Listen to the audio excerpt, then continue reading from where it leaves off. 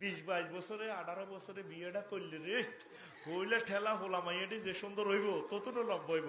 তুই 38 বছর 39 বছরে করস ইয়েন দেবি হিয়েন দেবি আব্বা আসেনি তুই নিজে তো প্রতিবন্ধী তোর বিবেক কুত্তা মুচ্ছে তুই সিটিং বাইর মতো করি তুই সিটিং কে সিটিং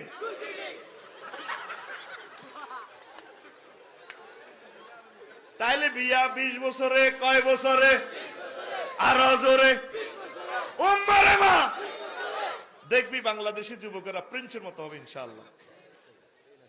ঠিক আছে নি রে বিয়ে করবি নি মুনাজাত ধর আল্লাহ আর আব্বারে আজকে ফজরের আগে আরে বিয়ে করাইবার তৌফিক দাও আমিন। ওলারা জোরে কয় আমিন বুড়িগারে কি আমিন কইব না বুড়িগা যে সিটিং হাতে কামাই নাই রোজগার নাই বিয়ে বিয়ে করো তাহলে বিয়াতে বরকত বরকত কোথায় রে আরো জোরে উম্মারে মা রাসূল সাল্লাল্লাহু আলাইহি সাল্লামের কাছে এক লোক আয় গেছে হুজুর আয় গরিব ক বিয়ে করিয়ে দাও এরারে কয়েক মাস পরে আবার আয় কয় গরিব তো আমিল মিসকিন ক বিয়ে করো এভাবে করতে করতে 3 খান কয় খান 3 খান এরারে গরিব আরো করো আর একবার করিয়ে গেছে এরারে বিয়ে আল্লাহ দিলে বিয়ের বরকতে ধনী হয়ে গেছে। কারণ বিয়ের হরে হেতে আর ডাং ডাং করে কেলাম বোট খেলে না মা গো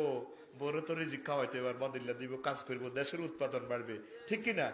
বিয়ে করলে আল্লাহ চাকরি টাকরি উড়াই দেয়। ছোট্ট সোনামণি আইতে আছে হেতের কিসমতে তারপরে মহিলার দুধ আইতে হইব খানা বাড়াইতে হইব ওই রিজিকের কারণে এবার এতে কাজ করে কাজ করার কারণে উৎপাদন বাড়বো দেশের আমাদের জনসংখ্যা বাড়বো নবীজির মিছিলটা হাসর মাঠে বড় হবে লিল্লাহে তাকবীর। নামাজ পড়লে রিজিক বাড়ে যাবে আলহামদুলিল্লাহ। আর আল্লাহর সেজদা না দিলে তোর আল্লাহর দই তুই ভাত খাচ্ছা তুই কোন কার ভাত খাস তোর শরম নাই এই বেশরম্যা বাইর পত্র করি এই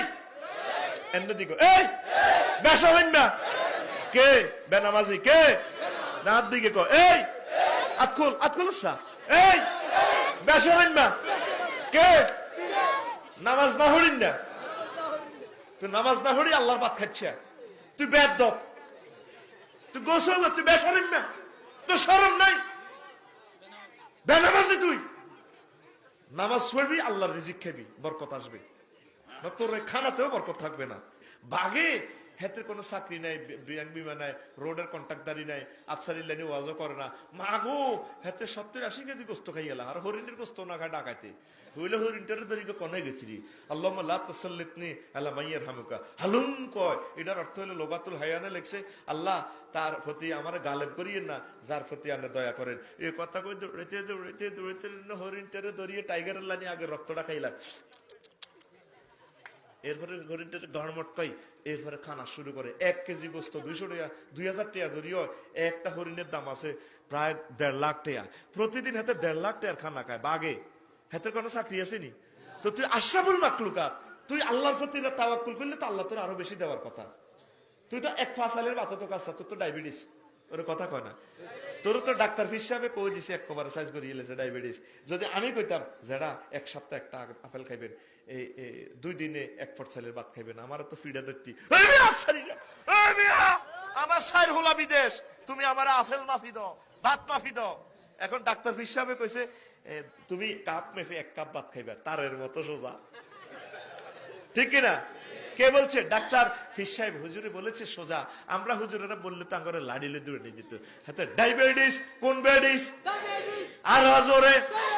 তোর রিজিকও বাড়ি দিয়ে লেছে তো আল্লাহর প্রতি তাওয়াক্কুল কর রিজিক আল্লাহর পক্ষ থেকে আসবে।